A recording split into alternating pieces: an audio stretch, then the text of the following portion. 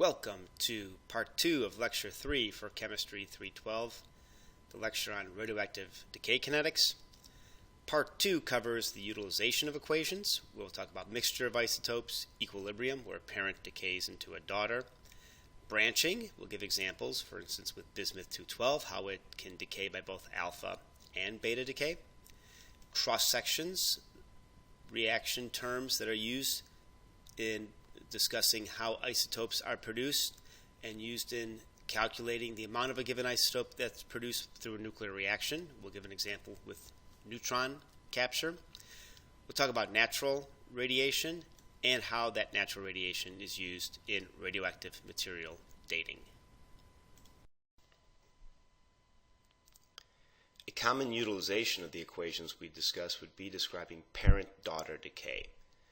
Here we have an example of a decay chain, the uranium-238 decay chain, in which uranium-238 goes through decays, either alpha or beta, and winds up going all the way to lead-206. There's the uranium-238 series, the uranium-235 series, and the thorium-232 series. These are designated by either 4N, 4N plus 2, or 4N plus 3. For example, if I were to, N is divisible by any integer in which we can describe these. The thorium-232 is the 4N, the 238 is the 4N plus 2 series. We can all the numbers are some factor of 4N plus 2, since we either decay by beta, in which A does not change, or alpha, in which A changes by 4. In these decay series, the rate of parent formation, parent goes to daughter, so the rate of the daughter formation is dependent upon the parent decay rate. So example, uranium-238, the formation of thorium-234, the decay of uranium-238 is going to create thorium-234, but then the thorium-234 is going to disappear with a half-life of 24 days. So there's also going to be a rate that's going to be converting the daughter into granddaughter, great-granddaughter, etc.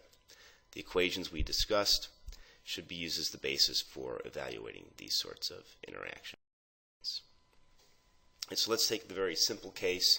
Let's not go into the entire decay chain first, but let's just think about a parent-daughter relationship. So how does the daughter isotope change with parent decay? We already described this. We showed that there's a rate of change where this would be the formation of the daughter, because it's the decay of the parent, and this is the decay of the daughter. So the change of the daughter, which we're going to designate as 2, so N2, is just going to be equal to the rate of daughter formation minus the rate of daughter disappearance, or daughter decay. We can take this equation, rearrange it into what's listed here. We solve and substitute for N using, for N1, so the number of parents is equal to the number of parents at time C equals the initial E to the minus lambda T. We get this equation. We solve this linear first order differential by integrating factors. So let's multiply by this term, and we wind up with an equation that's listed here. Okay, so now we have something that we can work with.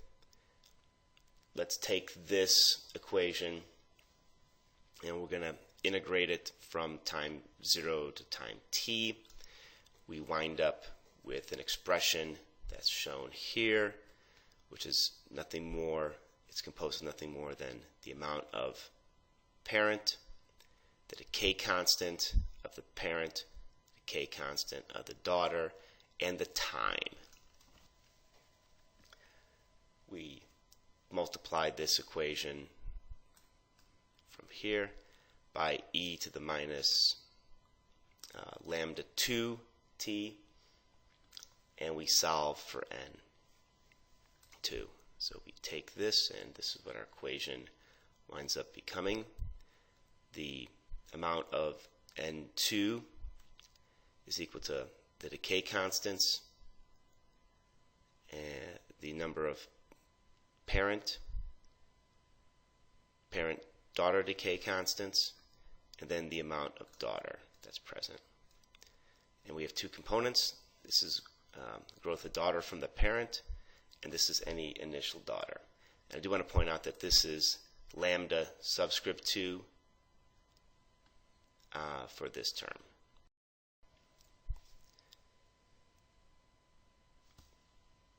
On the previous slide, we showed the relationship to solve for the number of atoms of daughter, N2. Well, by using activity equals lambda n, we can now use the same equation to solve for the activity of the daughter, and all we're doing is multiplying the term that we got by lambda 2 here, and then we just talk about the initial activity of the daughter. One useful equation that we can utilize with this is to determine when the maximum daughter activity has been reached. There's a relationship between the half-lives, the decay constants of the parent and daughter, which tells us we'll reach a point where we won't be making, in relative terms, any more daughter. The decay rate of formation, and the rate of decay will have equaled out.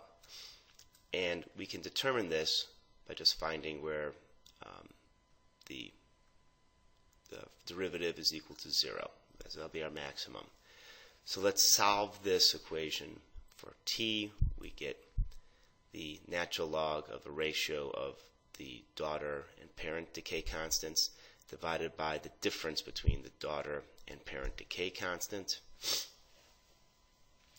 We can apply this as an example. Imagine that we have a radioisotope generator where we're making technetium-99m. This decays from a molybdenum 99 parent that has a half-life of 2.7 days. The technetium daughter has a half-life of 6 hours. Find the time that's needed so that we have a maximum daughter activity.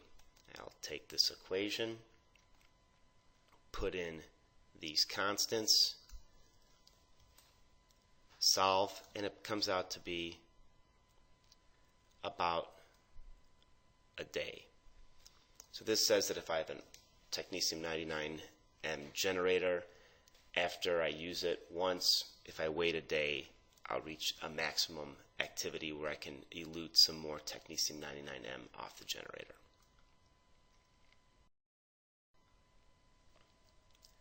Right, there are other ways that we can kind of simplify these half-life relationships.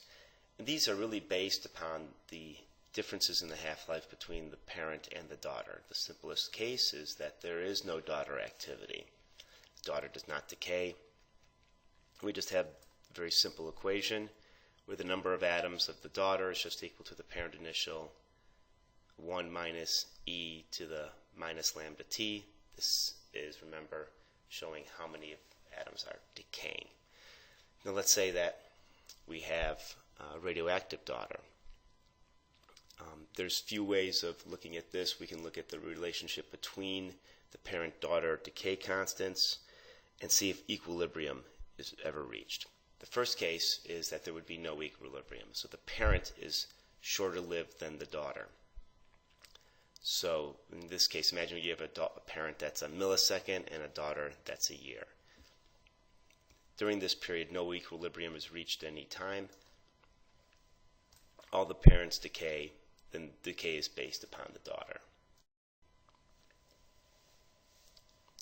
Now let's go to a case where the parent half-life is greater than the daughter half-life. And this is if it's around 10 times the difference, it's something called transient equilibrium. In this case, the parent-to-daughter ratio becomes constant over time. As shown in this figure, here are two isotopes, a parent and a daughter, undergoing transient equilibrium, transient because it's changing. The slopes are the same. The total activity is decreasing.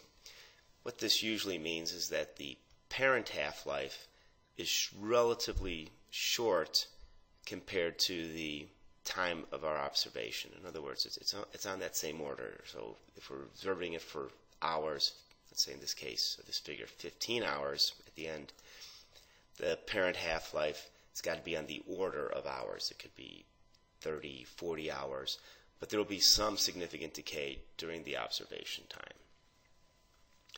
We can take our equation, we make a simplification here. We know that n, the number of initial parent e to the minus lambda t, well, that's just equal to n at any given time t. So this relationship we can use to substitute into this equation. So this equation then becomes this equation, and we see that we have this ratio of daughter to parent is just equal to a ratio of the decay constants, and that's shown up here. Now there's another relationship, secular equilibrium, where the parent half-life is much longer than the daughter half-life. So let's say on the order of 1 times 10 to the 4th times greater. So the daughter decay constant is much, much greater than the parent decay constant. In this case, the parent does not measurably decrease in activity over the measured time. See, we have a pretty constant amount of parent. And what this means is that the activity of the parent and the activity of the daughter are going to be based on each other. So here's our total activity, and the activity of the parent is here, and the daughter grows in and has the same activity. So imagine if this was a case where the parent half-life was 1,000 years, the daughter half-life was a millisecond. So pretty much every time the parent decayed, the daughter would also decay. So the decay rate of the daughter would really be dependent upon the decay rate of the parent. And we see these equations here where the number of, this is from the transient equilibrium equation we solve for. Well, we say that the decay constant times, we use this, so we just say, well, a large number 2 minus a small number lambda 1 is just going to be equal to lambda 2. So this equation simplifies to what is shown here, and we can just say that the activities are equal, and that is shown in the figure above.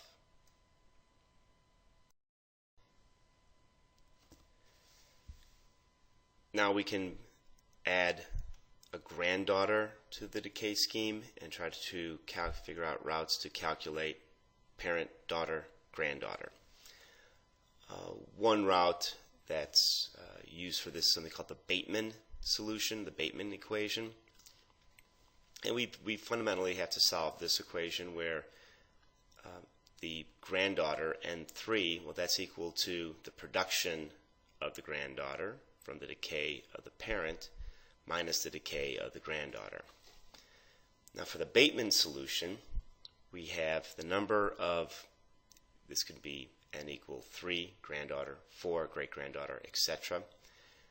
It's equal to this expanded equation where these coefficients, C1, they're equal to functions of the decay constants and the amount of parent present initially. That's one of the limitations of the Bateman equation, is that these factors only include the parent present, so it only assumes that the parent is present in time 0. There's a link listed here for a program that actually solves the Bateman equation.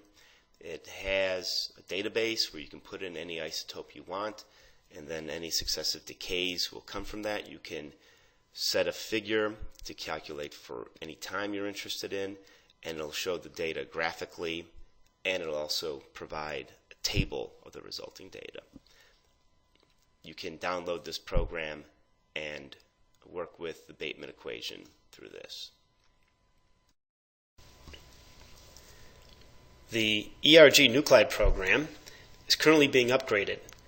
I found the old version 2.0.0.2. It's available from the lecture link listed here, and it's in the web link part of this page, and it says ERG nuclide 2002 local download. And if you click on this, you'll be able to get the program and install it onto your computer.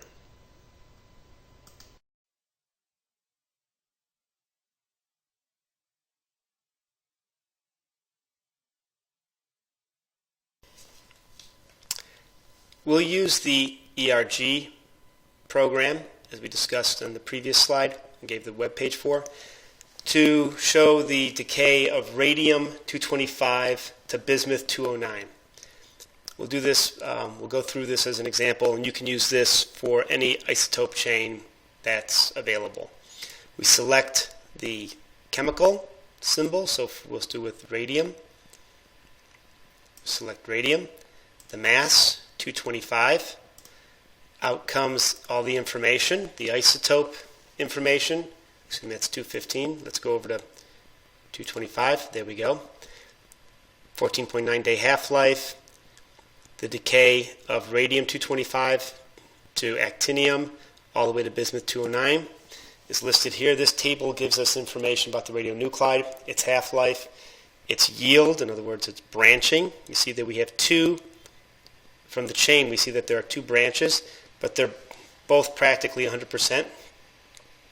The half-life, everything including stable to microseconds, and the initial. The initial is fundamentally here just listed as a percentage, so it's 100 would be initial, as that's the total number of radium-225 atoms we're going to start off with. As we can see, we can input other atoms. And the source, we can also use a activity as an initial source. Here we see the decay chain going from radium to bismuth. You can blow that up and expand upon it a little bit. You see the decay of radium going to actinium, following the chain all the way down to bismuth. So we can take this and set up our settings. We say we want 4,000 hours. So we'll take the unit as hours. It's already selected.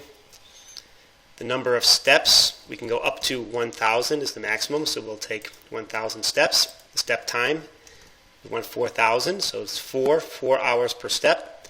We have the total number of atoms. We save that, and all we do is click this little calculator, and it'll calculate the decay. By clicking here, we can show the figure, where we see the decay of radium, the growth of actinium, the growth a little bit of some of the other daughters, and then the final growth of the bismuth.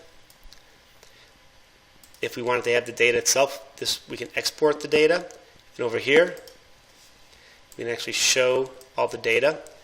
So as a function of time, we get the relative concentration of all the isotopes. So if we pick 100, it doesn't matter what we're interested in calculating. We can just use this as relative amounts. We can readily do another example. We'll clear the data. We'll select yttrium 95. There's the decay of yttrium 95 to stable bismuth 95. We'll tell it to calculate it over the same conditions. So remember, 4,000 hours.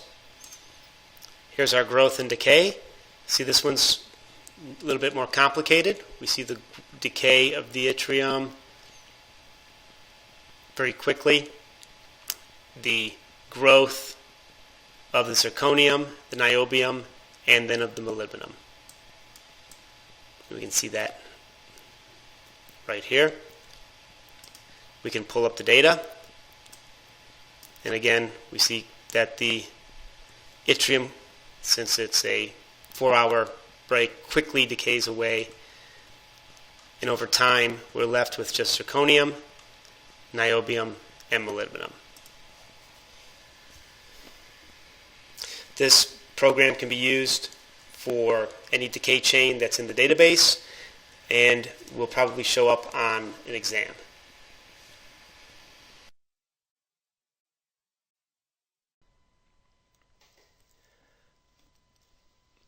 not all isotopes decay directly from a parent to one daughter. As we explored already with bismuth-212, there's branching decays, and we can use this this branching information and the equations we've already discussed to figure out something about the half-lives of the different decay routes.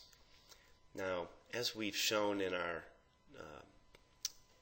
data table, in the table of the isotopes when they're given, or in the chart of the nuclides, they only have one half-life. Now that half-life, we use that to determine the decay constant, and that decay constant is actually equal to the sum of the decay constants for all the methods of radioactive decay. Now, since isotopes often just have one primary decay route, it works out that the half-life is equal to the half-life, or the decay constant is equal to the decay constant of a specific decay route. But as we've shown in bismuth-212, there are certain isotopes that have branching where they're both observable. If we have a branching ratio, all that is just based upon the relative decay constants. So any branching ratio, if I know the percentage of the branching ratio, or the relative intensity, all that is just equal to the ratio of these decay constants. So in case of the bismuth-212, the decay constant for the beta divided by the decay constant of the total is equal to the branching of the beta. The decay constant of the alpha divided by the total decay constant is equal to the branching of the alpha. So let's use that to solve for the different half-lives in bismuth-212 based upon the decay routes. We already talked about this equation where the total decay constant is just equal to the sum of the actual decay constants. So for bismuth-212, we have the total decay constant is equal to the decay constant of alpha plus the decay constant of beta. Our branching ratio, the decay constant of whatever route, divided by the total decay constant is our branching ratio. So for bismuth-212, we have what's the half-life of each decay mode.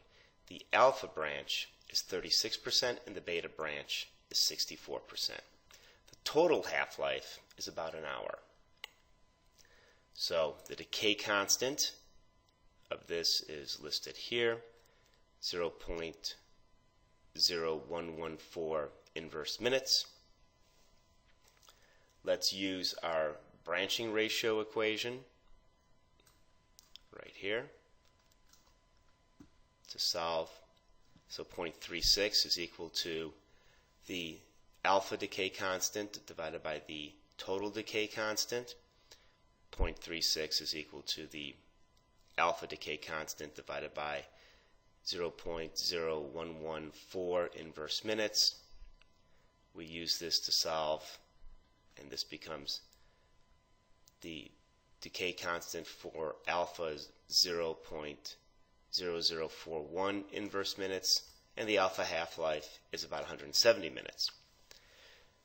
Then if I use the equation that the total decay constant is equal to the alpha plus the beta decay constants, well, I know the total, I know alpha, I can now solve for beta, and the decay constant, or the half-life for beta, works out to be about 100 minutes.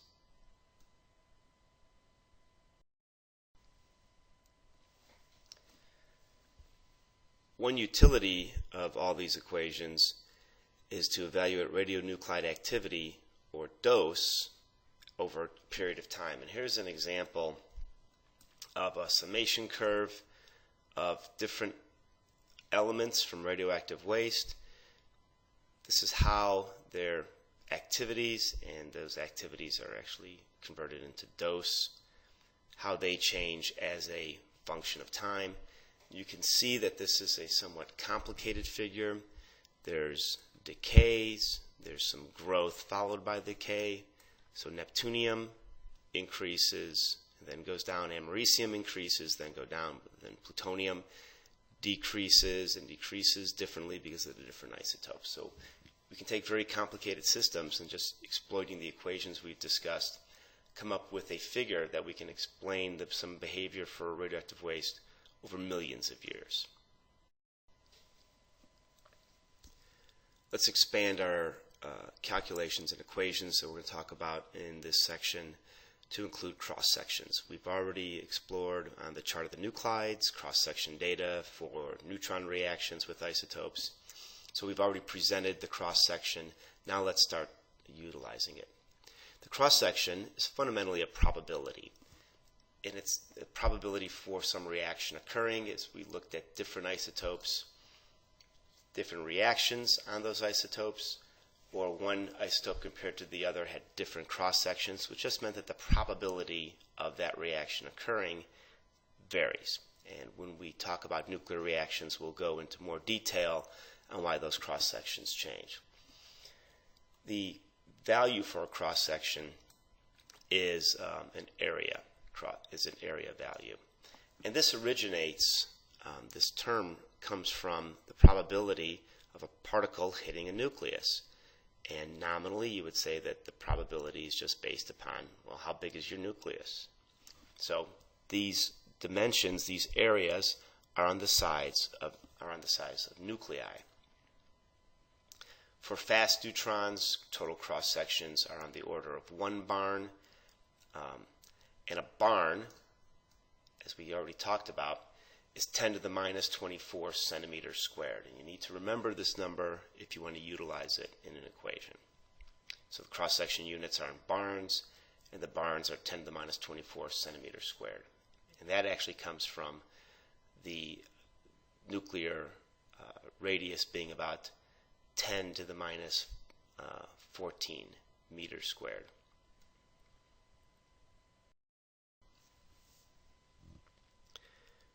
Cross-sections can be used to determine the rate of formation of the products from the reactions. There are 2 equations that are listed here. One is for accelerators, and one is for a target in a neutron flux. So for the accelerators, we have the rate is equal to the incident number of particles per unit time, the number of nuclei per centimeter cubed, the target thickness in centimeters, so now this unit becomes centimeters squared, and then the cross-section. So these terms are related to an accelerator. If I give you an incident particle flux per unit time, that's usually a current, so that's particles per second, you can get the formation rate per second of the products from that reaction. For a target in a neutron flux or in a reactor, the equation's a little different. The rate is the same. We're looking at some process per unit time, so particles formed or atoms formed, nuclei formed per second. But the data we have is our cross-section, which we've already explored these cross-sections in the chart of the nuclides. The flux, that's how many neutrons per centimeter squared per second, and the number of nuclei that are in the target. We can get this from the mass. All right. So we have 2 primary equations, and we can utilize some examples, and we're going to focus primarily on the reactor examples. Now there's also something else we need to consider, is the product nuclei that's formed. If it's radioactive, we need to consider its half-life in terms of the total radiation time. If something's radioactive, as it's being made, it's also decaying. So there reaches a point where we have some saturation factor. This term here is listed as our saturation factor. That's the maximum level that can be reached.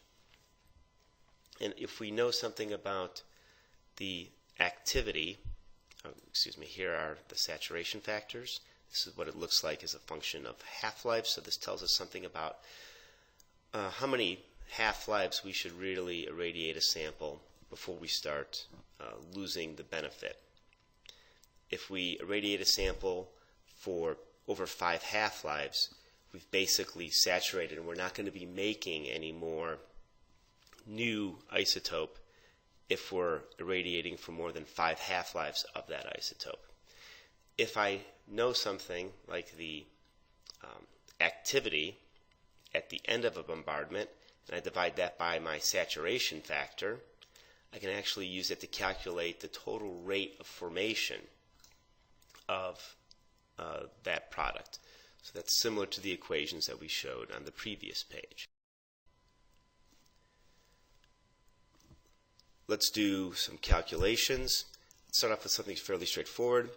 Let's say that the irradiation is short compared to the half-life of the product isotope we've made. And in this case, let's find the amount of iron-59 that we make from irradiating 1 gram of iron in a neutron flux of 1 times 10 to the 13th neutrons per centimeter squared per second for 1 hour.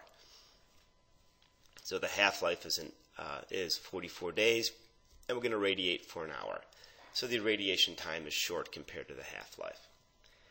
This is our nuclear reaction. The iron, we have iron-59 adding a neutron, iron-58 plus a neutron going to iron-59. We look up the cross-section for that reaction. It's 1.3 barns, so that's 1.3 times 10 to the minus 24 centimeters squared. The number of iron-58 atoms that we have, we said we had 1 gram of iron. Here's the molecular mass of iron. Multiply that by Avogadro's number.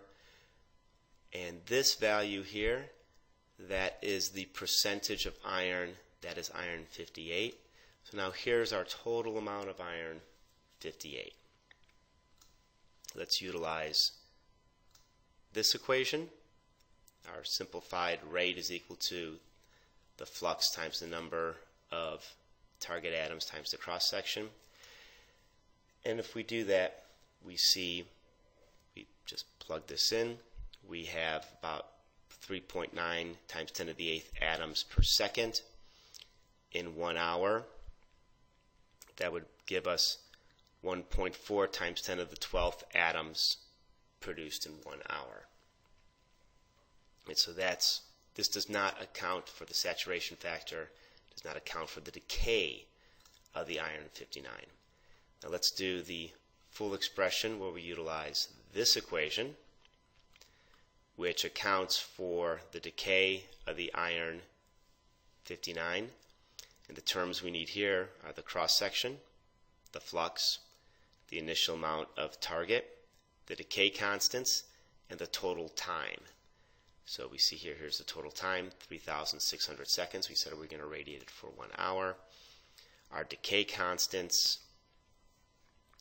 and then the other data that comes from this equation. We input those terms, we solve, and we see that the difference between the two is very small.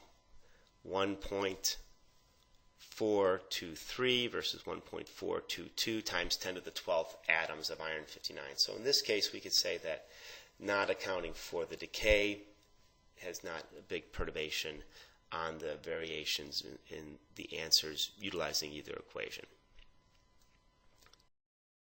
Let's take a different case where we have the half-life and the irradiation are on the same order.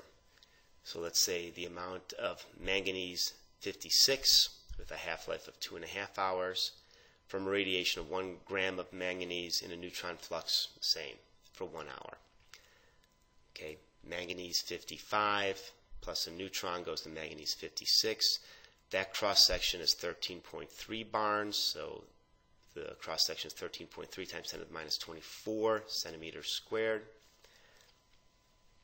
Manganese 55, 100% of manganese is manganese 55, so we use this molar mass times Avogadro's number. That gives us the number of target atoms. Now let's plug this one in to our simplified equation here. We get atoms per second, 3,600 seconds in an hour. We say that we make 5.2 times 10 to the 15th atoms of the manganese 56 in 1 hour. This equation does not count for decay. Let's do the fuller equation where we do account for decay, put in all our terms, and we see that the result varies. And this makes sense because we're radiating for an hour. The half-life is 2.5 hours. During that hour of irradiation, the manganese is decaying. So in this case, we certainly need to use this equation to get a reasonable calculation for what we would actually observe.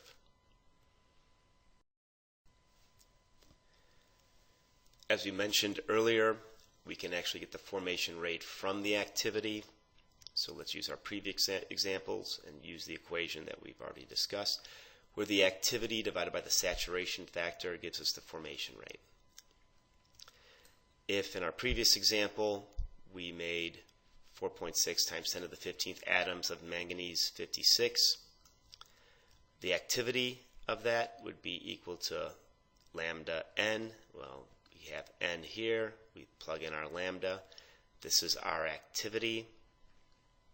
We take that activity divided by the saturation factor, and we get 1.45 times 10 to the 12th atoms per second, which was equal to the rate of formation in the simplified equation.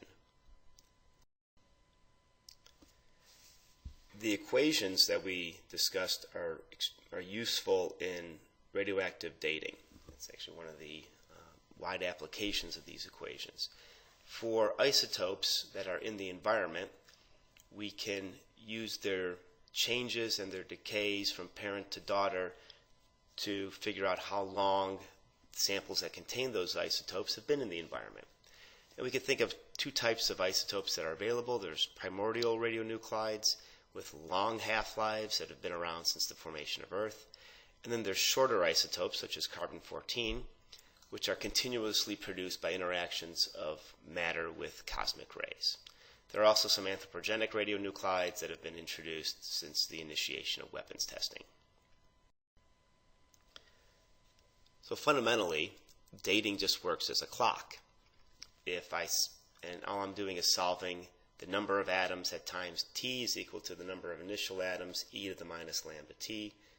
If all I have to know is the number of initial atoms, the number of atoms at time t, and I can solve for t. So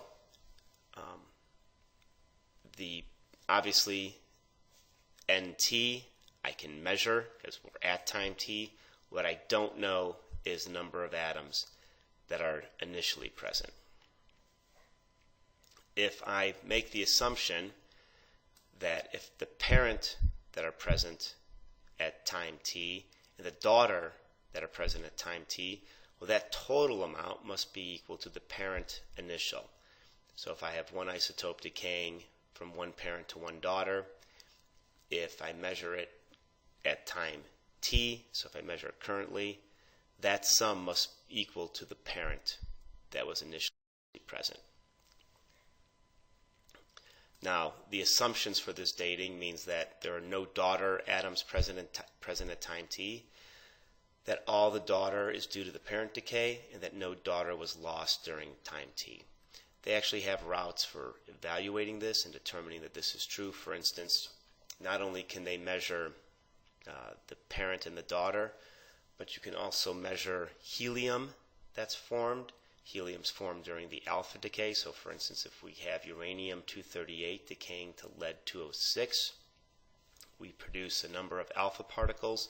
If in those samples the helium is present, if that sample locks in the helium, it's a very good bet that it would lock in the daughter also. So we utilize this equation.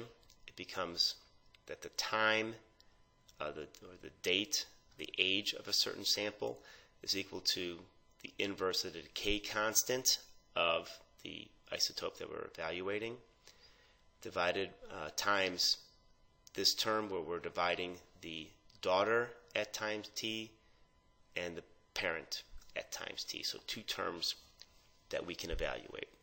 For as an example, imagine that we have a mineral and we evaluate the ratio of uranium-238 and lead-206. Now, this decay occurs through a number of different isotopes, but fundamentally the half-lives between uranium-238 and the stable lead-206 are short compared to the uranium-238, so we can just take it as a single decay step with the half-life of the uranium-238. That's 4.5 billion years. I can take a sample, measure this ratio, and then you can state what's the age of the mineral. I plug my terms into here, and I get 2.2 billion years. And this route is actually used for measuring very old samples.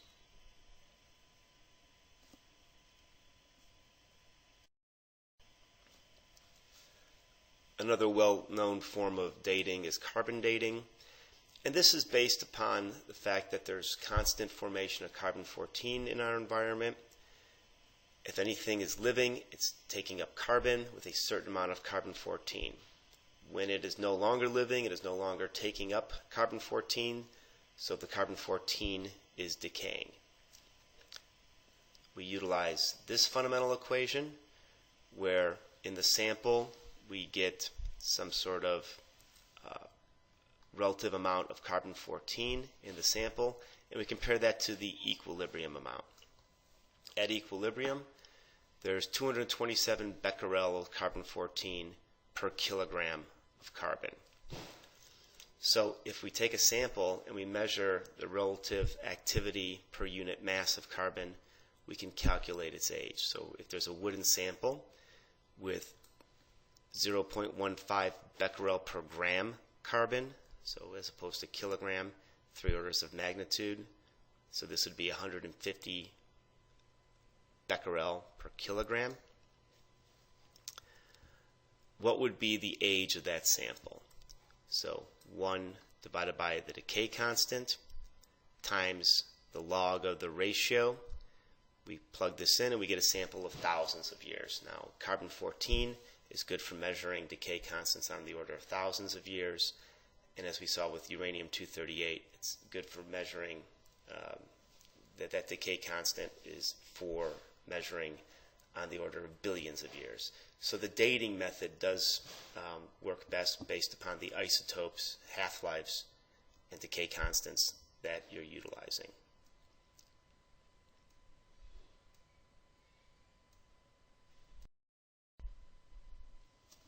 Right, we can utilize these equations and set up some relationships to determine something about the Oklo reactors. You may have read about this in the beginning of the book, the table of the isotopes, that a couple billion years ago there were natural reactors based upon formations of uranium minerals that were critical in Gabon, present-day Gabon. We can utilize our equations to evaluate when this occurred. So let's just explore an equation where we say, let's compare the ratio of uranium-235 to uranium-238 and use this fundamental equation. The ratios I'm going to base upon the fact that today the 235 is 0.7% of the uranium. For a reactor, about 3.5% of the uranium needs to be 235 in order for the reactor to go critical. So we're going to base this assumption on saying we need to figure out what was the time when uranium-235 was 3.5% of the uranium, knowing that it's 0.7% today. So this would be the ratio that we'll look at. Those ratios are based upon the percentages. So the ratio of uranium today is equal to this ratio initial times this ratio of the decay constants and half-lives. The equation just becomes here. Now let's rearrange this equation, solve for t. We're doing that here. We get this equation where the time, the date that this occurred, is equal to this ratio of 235 to 238 today divided by the ratio of 235 to 238 initially. We're getting those factors from these percentages divided by just some differences between the decay constants. So it's a fairly straightforward reaction.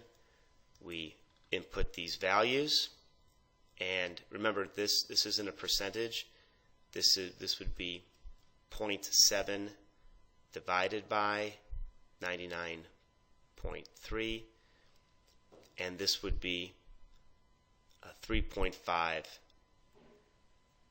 for the percentage of the uranium-235 divided by 96.5.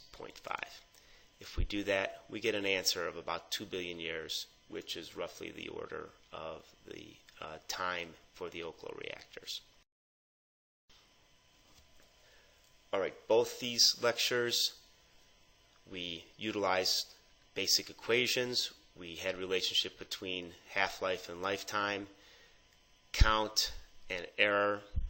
Those were primarily in the first lectures. The second lecture that we just listened to, we utilized equations for mixtures, equilibrium, and branching, cross-sections, and dating. You should be able to answer questions that are listed here. How can we evaluate half-life, define Curie and Becquerel? What's the half-life for each decay mode for the isotope of bismuth-212? We did that example. Determine the amount of cobalt-60 produced from exposure of 1 gram of cobalt metal to a neutron flux of 10 to the 14th neutrons per centimeter squared per second for 300 seconds. This would be an example. And what are some basic assumptions in using radionuclides for dating? The next few slides are some questions that you should be able to answer based upon the lecture. For example, what is the equation to determine the isotope amount at a given time? This is a very important equation, and it's shown here. Here we have the number of atoms at time t, and t is equal to the number of initial atoms times e to the minus lambda t. This first order decay is what describes radioactive decay, but it's also prominent for other chemical reactions. Now n is the number of nuclei. Lambda here is our decay constant, which is log 2 divided by the half-life. T is time. And this also works for activity, or counts, or grams, or anything that relates to the number of atoms. Now, as I mentioned in this question, one question could be, what is the equation for the decay constant? The decay constant, lambda here, is equal to the natural log of 2 divided by the half-life of the isotope. The key with the decay constant is you would have to make sure that the units are consistent. For instance, if I'm talking about something, if I want to talk about something that's related to seconds, I should make sure that my half-life is in seconds. If it's in hours, my half-life should be in hours. And this has to relate to the equation above here, where time here is given in a unit. Your decay constant needs to be also in the same unit, actually the inverse unit. What is the equation used to find activity? Well, the activity equals lambda times n, the number of atoms. So if I wanted to find the activity in counts per seconds, I would need to make sure that my decay constant is in inverse seconds. And what is the relationship between error and the number of counts? Well, your error is just equal to the square root of the number of counts. And this is important for developing experiments where one would want to understand how many counts are necessary for a certain experiment or a certain evaluation, and that relates to the error. For instance, if I had an experiment where I only obtained 100 counts, well, the error would be the square root of 100, 10. So 10, it would be 10% error. That may not be acceptable. If I went to 1,000 counts, then the error gets to about 3%. That's a much more acceptable number. Other questions you should be able to answer based on the lecture are shown here. For an example, you should be able to answer something to the effect of, what is the activity of 1 nanogram of actinium-225? So you would utilize one of the equations we spoke about on the previous page, and within the lecture, activity equals lambda n. Find n, the number of atoms. Well, here's my nanogram. This is, if it's 225, you can just use 1 mole as 225 grams times Avogadro's number, and I get the number of atoms in 1 nanogram of actinium-225. I wanted to find lambda. This is log 2 divided by the half-life. the activity of actinium-225 is 10 days. There's 24 hours in a day. And in 1 hour, there's 3,600 seconds. This gives me my half-life in seconds, the decay constant, log 2 divided by the half-life in seconds. I get 8.02 times 10 to the minus 7 seconds to the negative 1. So I multiply the decay constant times the number of atoms, and I get the activity. The activity of 1 nanogram of actinium-225 is 2.15 times 10 to the 6 becquerel. And actinium-225 is a alpha-emitting radioisotope that's being explored for use in radiopharmaceuticals, and in its application, about 1 nanogram of the material is used. So what is the mass of this actinium-225 7 days after this initial 1 nanogram? So we use this equation that the mass at time t is equal to the mass initial e to the minus lambda t. I have lambda from my equation above. I have t is 7 days, so 7 times 24 times 3,600 seconds, and I get 0.616 nanograms. So 61.6% of the material remains. I could also use this to say, well, what's the activity? It would be 0.616 times 2.15 times 10 to the 6. So I could use this equation to determine either the activity or the mass. Another example would be, imagine I have thorium-229, which is the parent progeny from actinium-225. Thorium-229 decays to radium-225, which then beta decays to actinium-225. So this thorium-229 has a half-life of 7,340 years, and it decays to this radium isotope with an activity of 15 days. The thorium activity is 1 times 10 to the 6 becquerel, so 1 million becquerel. So what is the activity of the radium 4,000 hours after purification? So I have completely pure radium. It starts to decay. I wait 4,000 hours. What's the activity of the radium? Well, this is really a discussion of equilibrium. Remember, we had transient equilibrium, where the parent was short-lived enough where during the observed time it would change, or secular equilibrium, in which the parent half-life is long compared to the measured time. And in this case, the half-life of 7,000 years is long compared to 4,000 hours. The thorium activity is not going to change. In fact, here we've plotted, this is with the program that was discussed in the lecture, plotted the thorium activity as a function of time and the growth of the radium. As we see at 4,000 hours, their activities are equal. You think about the parent decays and then the daughter decays. So at this point, the activity of the thorium is 1 times 10 to the 6 becquerel, and the activity of the radium at 4,000 hours is also 1 times 6 to the becquerel. The other thing you should notice from this equation is that the time that it takes for the daughter to reach equilibrium is based upon the daughter half-life. If the daughter half-life was shorter, if we're looking at a daughter that's under 15 days, it would reach equilibrium quicker. If it would be longer it would take longer to reach the equilibrium.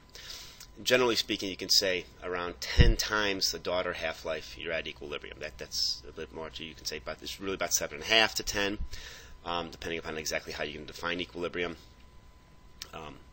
But a good rule of thumb is 10 times the daughter half-life, and you've already reached equilibrium. Other questions you should be able to answer include defining Becquerel and Curie. This is important.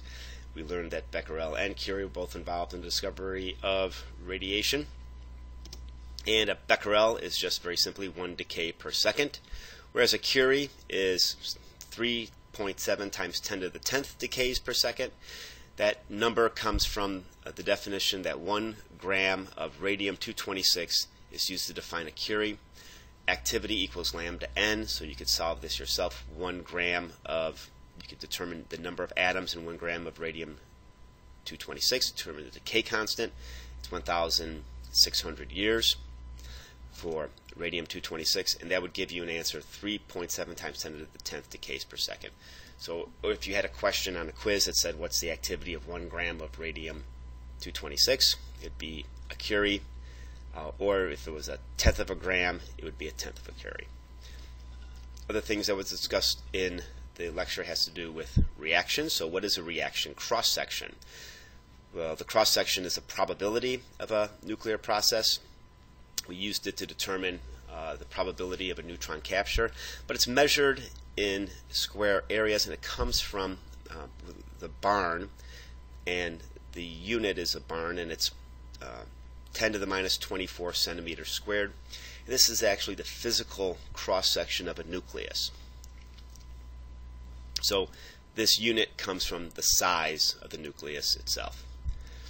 Another question you should be able to answer based upon this lecture would be, how can the neutron flux of a reactor be determined by measuring the activity from 1 hour irradiation of 500 milligrams of cobalt-59 wire?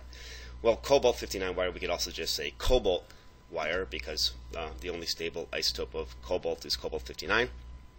And if I irradiated for an hour and I measured the activity, I would measure this value, the activity. I would be able to determine terms in this equation and solve for the flux here. I could rearrange this equation. I'd measure the activity at the end of this irradiation. I know my number of initial atoms. The cross-section I could look up in the chart of the nuclides. The decay constant, that would come from the half-life of cobalt-60, because I'm making cobalt-60, cobalt-59 plus a neutron. The time of the irradiation, 1 hour, so I could put this all in seconds, because my activity would be measured in becquerel. If I got all the terms from this, this would yield the neutron flux. So it would tell me the number of neutrons per centimeter squared per second. And then a final question you should be able to answer based upon the lecture is, what are the basic assumptions in using radionuclides for dating? Well, the basic assumptions are that there are no daughter atoms present at time 0. All daughter atoms that are present at the measured time are due to the parent decay, and that no daughter atoms are lost during the decay.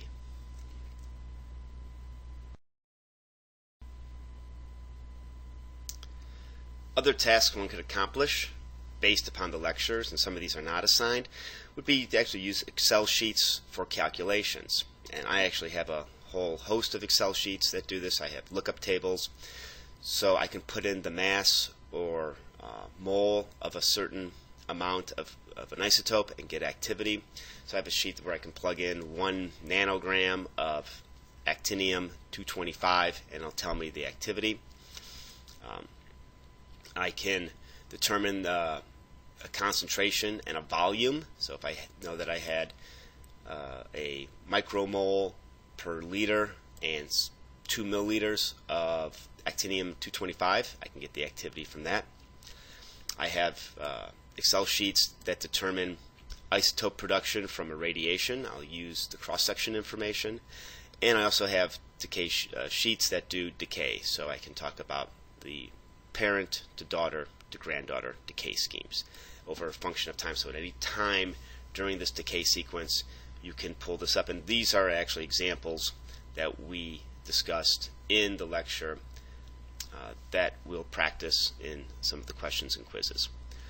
Once you've completed the lecture, please comment on the blog and respond to PDF Quiz 3. As a final note, the data and equations that we just went over in both these lectures can be used for some good projects. If you're going to be doing more work in radiochemistry, you can make Excel spreadsheets. They can be used to calculate, for instance, mass or mole from activity, the concentration and volume to activity. So if I have a certain volume, 50 milliliters of a certain uranium solution, I can calculate the activity of that solution. This information is often needed for utilizing radionuclide solutions or solids. You can also talk about isotope production from irradiation based upon a certain reactor, or parent decay from parent to daughter to granddaughter. These, what we just discussed, are not assigned. They're just ideas. But what is necessary is that you comment in the blog and respond to the PDF quiz for this lecture.